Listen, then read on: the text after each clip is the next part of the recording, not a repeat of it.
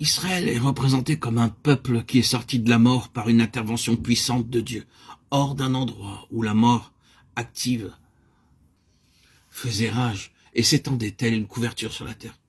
Il eut cet acte de Dieu qui signifiait que pouvoir était donné au peuple de vaincre la mort. Il y avait ceci de diurne qui mettait en échec et au défi l'autre, une œuvre ultime de mort. Et ils sont considérés comme un peuple qui a été dans la mort et qui en a été retiré dans la résurrection. Cette même vérité est exprimée dans leur propre histoire, encore à la mer Rouge, puis de nouveau au Jourdain. À chaque étape, cela fut fondamental dans leur vie. Dès sa création, il est un peuple sorti pour Dieu et pour tout ce qui est de Dieu. Tout, dans les étapes de l'Égypte à la terre, est basé sur la grande vérité de mort et de résurrection. Remarquez-le dans l'exemple du Seigneur Jésus. Alors que par naissance, il est le Fils de Dieu, nous avons cette attestation précise sur lui à la résurrection. Déclaré Fils de Dieu avec puissance selon l'esprit de sainteté par la résurrection d'entre les morts. Romains 1,4. Dieu l'a ressuscité des morts. Acte 13,30. Tu es mon fils, je t'ai engendré aujourd'hui. Acte 13,33. Engendré de nouveau d'entre les morts et déclaré de manière particulière le Fils de Dieu. Si bien qu'en ce qui concerne les premiers-nés, que ce soit dans la forme préfigurée dans l'Ancien Testament ou l'antitype de Christ, ou dans l'Église qui est une expression corporative de Christ, ce principe est à la base de tout. Les premiers-nés sont constamment dans la mort et la résurrection.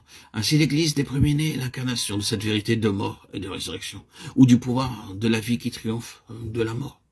Ensuite, l'aspect suivant en relation avec les premiers-nés, qu'ils sont liés à l'héritage. C'est une question d'honneur, de position, de gouvernement et d'administration. Nous n'avons pas besoin de rechercher ceci dans la parole. Nous savons que c'est toujours le cas. Les premiers-nés représentent l'héritage. Il leur appartient. Qu'est-ce que l'héritage des saints? C'est la place d'honneur en gloire, celle du gouvernement dans les âges à venir. L'Église des premiers-nés est choisie à cet effet. C'est pourquoi dans cette lettre aux Hébreux, nous voyons que depuis le tout début, Christ est présenté comme le Fils. Puis il est fait référence à ses frères. Il n'a pas honte de les appeler frères, Hébreux 12. C'est pourquoi frères saints participant à la paix céleste, Hébreux 3.1. Par la suite, l'héritage est mis en évidence et nous entendons l'écho de la parole de Paul aux croyants qui étaient à Rome. Héritier et co-héritier de Christ, Romains 8.17. Tout cela est contenu dans cette lettre et puis finalement résumé dans cette déclaration complète du chapitre 12. L'Église est l'Assemblée universelle et l'Église des premiers-nés. Une réalité qui gouverne tout et parcourt tous les âges. Christ est dans toutes les pensées et les voies de Dieu. Ceci est une déclaration complète à travers tous les temps, dans toutes les pensées de Dieu et dans toutes les voies de Dieu. Christ tient la place centrale. Christ est suprême. Tout se réfère à lui et tout est lié à lui.